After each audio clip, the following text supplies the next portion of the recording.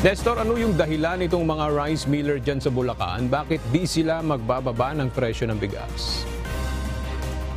Ayon sa nakausap natin dito sa Intercity Rice Mill sa Bukawi, hindi talaga nila kakayanin na ibaba sa mababang presyo ang bigas dahil nabili nila ito ng mataas na presyo ng palay sa mga supplier. Mananatili pa ring mataas ang presyo ng bigas sa mga rice mill sa Bukawi. Ito ang ilan sa naging pahayag ng mga rice miller matapos ipatupad ang price cap sa mga retailer at mga wholesaler ng pamahalaan. Ayon kay Ryan Agapito ng Fidelis Rice Mill, nasa 30 to 33 pesos ang bili nila ng palay sa mga supplier ng bigas sa parteng norte.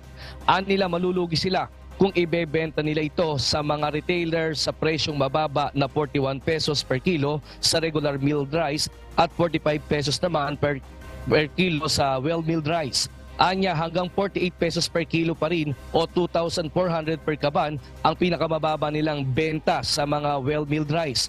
Pakiusap sana nila sa pamahalaan na magbigay sana ng pataan na mabenta muna nila ang kanilang mga bigas bago magbaba ng presyo. Pakiusap ko lang sa gobyerno na bigyan kami ng palugit para ma-dispose yung mga natira naming mataas ang presyo ng bigas. At least, mabenta rin namin ng, hindi lang siya ma-stock, mabenta rin namin, maubos din. Para yung mga susunod na anihan, kung ano man yung kalakaran, kung mababa, at least, mababa rin namin bebenta sa mga consumer namin, sa mga mamimili.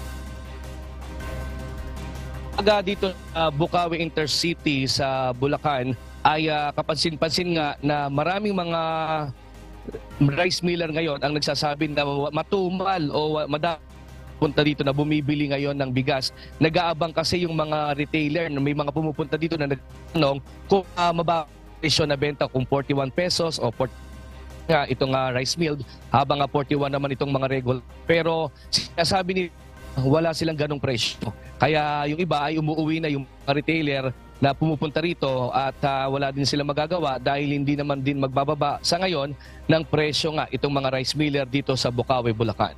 At yan mo latest live mula dito sa Bulacan. Balik sa iyo, Aga. Maraming salamat, Nestor Torres.